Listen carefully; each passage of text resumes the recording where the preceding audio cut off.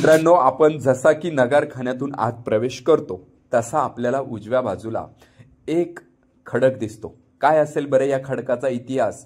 महाराज याच खडकावरती उभं राहून संपूर्ण रायरी डोंगराची पाहणी करत होते आणि तेव्हाच ठरलं की ह्या जागी आपल्याला रायगड बांधायचा आहे।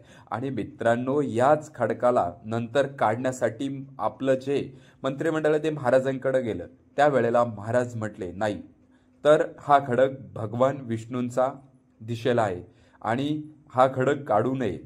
आणि नंतर मित्रांनो, याच खडकावरती बऱ्याच विधी पार पडल्या। सगळा राज्याभिषेकाच्या विधी या खडकावरतीच पार पडल्या होत्या आणि ते अशा प्रकारे या खडकाचा भौगोलिक दृष्ट्या इतिहास काढल्यानंतर मध्य आहे असं माहीत पडलं। मित्रांनो, ह्या उजव्या बाजूला जे आहेत ते सचिवालय आहेत। इथेच आपले सचिव लोक बसायचे। त्यानंतर मित्रांनो, राज्याभिषेकाचा सोहळा पडला होता पार तो ह्याच जागेमध्ये। महाराजांनी डोळे भरून बघितलं होतं आपल्या रयतेला ते ह्याच जागेमधून।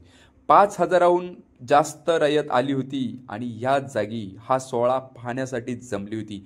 ती हाच जागा आणि समोर जे सिंहासन दिसते तिथे महाराज स्वतः बसून हे सगळं बघत होते मित्रांनो। तर मित्रांनो, त्या बाजूला जी जागा बनवलेली आहे ती आहे न्यायालय।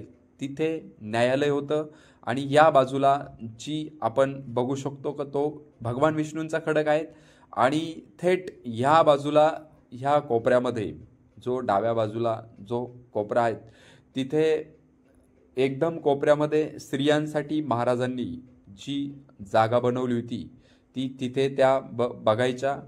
आणि उजव्या बाजूला जे आपले मनसबदार पंचहजारी सरदार हे स्वतः तिथे उभं राहायचे। हा त्यांचा तिथला मान होता।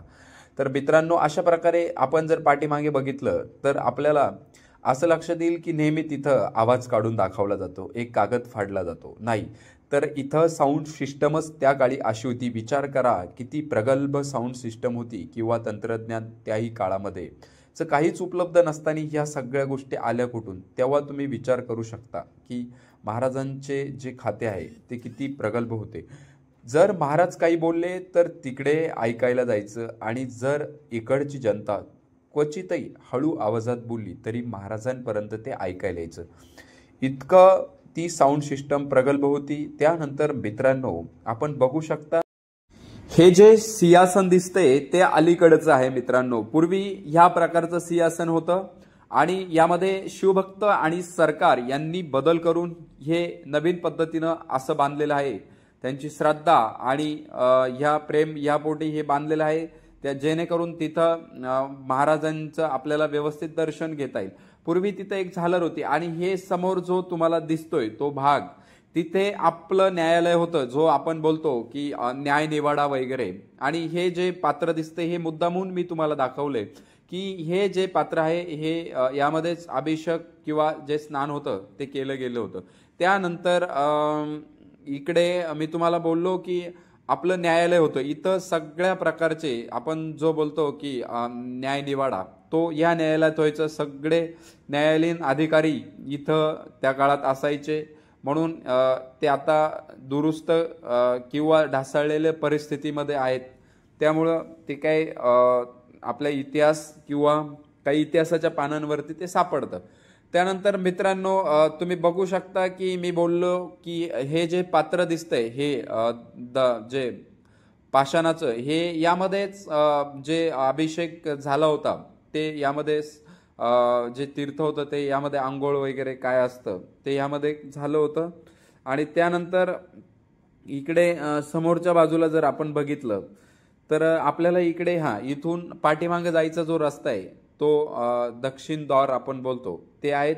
आणि इकडनं आपण पाठीमागे जाऊन खूप काही माहिती बघणार आहोत, जी की जिथं महाराजांचा महाल आहे, संभाजी महाराज, जे सदरेवर चला वगैरे वगैरे ह्या सारख्या ज्या गोष्टी होत्या त्या मागं मी तुम्हाला सांगणारच आहेत।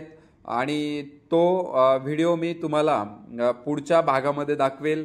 तोपर्यंत तुम्हाला अशाच प्रकारचे कुठले कुठले किल्ले म्हणा किंवा काय तुम्हाला बघायला आवडेल हे तुम्ही मला कमेंटमध्ये नक्की कळवू शकता। तोपर्यंत जय शिवराय मित्रांनो, जय संभाजीराजे।